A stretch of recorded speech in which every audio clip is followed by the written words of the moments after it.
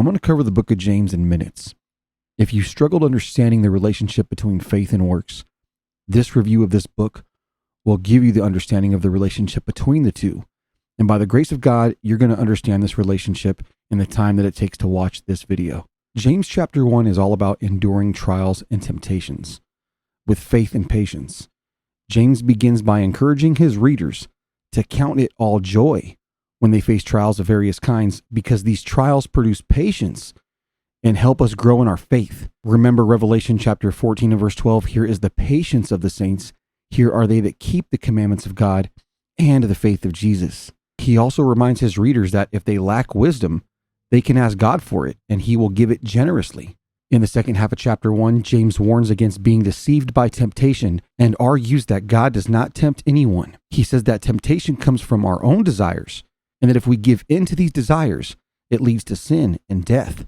James encourages his readers to be doers of the word and not hearers only, and to keep themselves unstained from the world. James chapter 2 is all about the importance of putting our faith into action. In the first half of the chapter, James warns against showing favoritism to the rich and powerful while neglecting the poor and needy.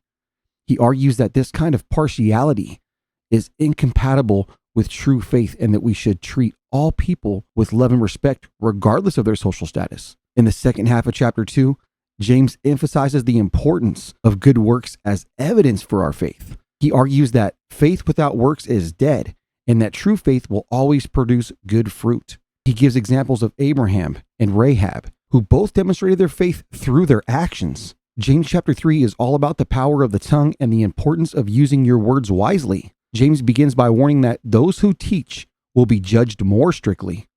He then goes on to discuss the power of the tongue, saying that although it's a small part of the body, it can have a huge impact. James argues that the tongue is like a small spark that can set a whole forest on fire. James then turns to the issue of wisdom, saying that true wisdom is demonstrated by good conduct and meekness. He contrasts this with the wisdom that is characterized by envy, self-ambition, and boasting. James argues that this kind of wisdom is earthly, unspiritual, and demonic, and that it leads to disorder and every evil practice. And finally, James concludes chapter 3 by emphasizing the importance of living out our faith through our words and actions. He says that those who are wise and understanding will demonstrate it by their good conduct, and that the fruit of righteousness is sown in peace by those who make peace. James chapter 4 is all about the dangers of worldliness and the importance of submitting to God. James begins by addressing the issue of conflict and division, saying that it arises from our own desires and passions. He argues that we often fight and quarrel because we want things that we cannot have, and this leads to friendship with the world and enmity with God. James then turns to the issue of pride, saying that God opposes the proud, but gives grace to the humble. He encourages his readers to submit themselves to God, resist the devil, and draw near to God, promising that if they do so, God will draw near to them. James goes on to warn against speaking evil of others and making plans without considering God's will. He argues that we should not boast about what we will do in the future, since we do not know what tomorrow will bring. Finally, James concludes chapter 4 by emphasizing the importance of doing good and helping those in need. He says that if we know what is right to do and we do not do it, that it is sin. James chapter 5 is all about the dangers of wealth and the importance of patience and endurance. James begins by warning against the rich, saying that their wealth will ultimately be of no use to them.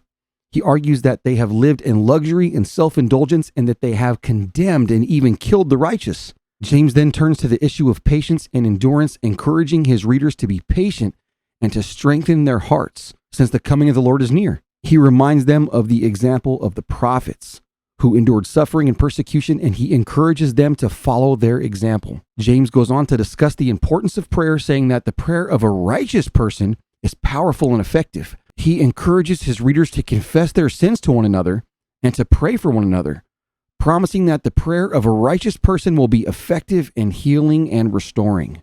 James concludes chapter 5 by emphasizing the importance of turning back sinners from their ways and saving their souls from death.